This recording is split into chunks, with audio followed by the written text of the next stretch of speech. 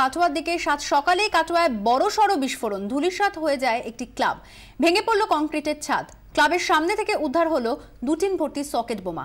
ঘটনা উস্কে দিল খাগড়াগড়ের স্মৃতি। কি কারণে মজুত করা হয় বিস্ফোরক খতিয়ে দেখা হচ্ছে। খোঁজ খবর নিয়েছে এনআইএ। ঘটনায় 4 জনকে আটক করে জিজ্ঞাসাবাদ করা হচ্ছে। সোমবার ভোর 5:30-6টা সবে তখন আলো ফুটেছে।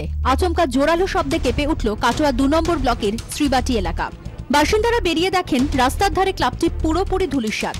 বিস্ফোরণের অভিঘাত এতটাই বেশি ছিল যে ঢালাই করা কংক্রিটের ছাদও ভেঙে পড়ে।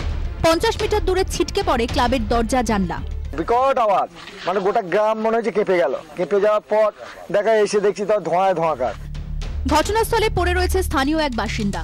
প্রত্যক্ষদর্শীদের দাবি, লালু শেখ নামে ওই বাসিন্দা প্রতিদিনের মতো সোমবার প্রাতঃভ্রমণে বেরোন। ক্লাবের সামনে বিশ্রাম নিচ্ছিলেন তিনি, সেই সময় বিস্ফোরণ। হুড়মুড়িয়ে ভেঙে পড়ে ক্লাব, মৃত্যু হয় বৃদ্ধের। তো একটা লোক এখানে চাপা পড়ে যায়, খুব বয়স্ক লোকটা, তো ওনাকে এখন উদ্ধার করা হয়েছে এবং উনি মারা গেছেন। ঘটনাস্থলে হাজির হয় এসডিপিও কাটোয়ার নেতৃত্বে বিশাল পুলিশ বাহিনী। হাজির হন জেলা পুলিশের উচ্চপদস্থ কর্তারাও। ক্লাবের সামনে কালভার্ট থেকে উদ্ধার হয় 2টি টিন। ওই টিনে রাখা ছিল 32টি সকেট বোমা।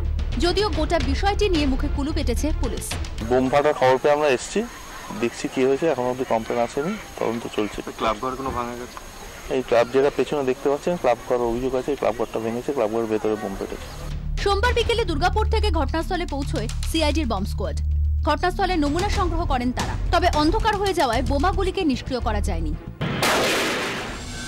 কাটোয়ার বিস্ফোরণ উস্কে দিয়েছে খাগড়াগড়ের স্মৃতি। বর্ধমানেরই খাগড়াগড়েও সকেট বোমা ফাটার পরই প্রথম নজরে আসে বারুদের স্তূপ। উদ্ধার হয় সকেট বোমাও। পরবর্তী সময় খাগড়াগড় কাণ্ডের তদন্তে কাটোয়ার মঙ্গলকোটের যোগও মেলে। এবার সেই কাটোয়াতেই বিস্ফোরণ, উদ্ধার সকেট বোমা। খাগড়াগড়ের সঙ্গে কি তবে যোগ রয়েছে কাটোয়া শ্রীবাটির? পুলিশ কিন্তু উড়িয়ে দিচ্ছে না, এনআইএও উড়িয়ে দিচ্ছে না। বিস্ফোরণ নিয়ে ইতিমধ্যে খোঁজ খবর নিয়েছেন এনআইএর অফিসারেরা। এই ঘটনার পর বেশ কিছু প্রশ্ন উঠছে। বিস্ফোরণের অভিঘাতী প্রমাণ করে শক্তিশালী বিস্ফোরক মজুত করা হয়েছিল। কেন বিপুল পরিমাণ বিস্ফোরক এখানে মজুত করা হলো?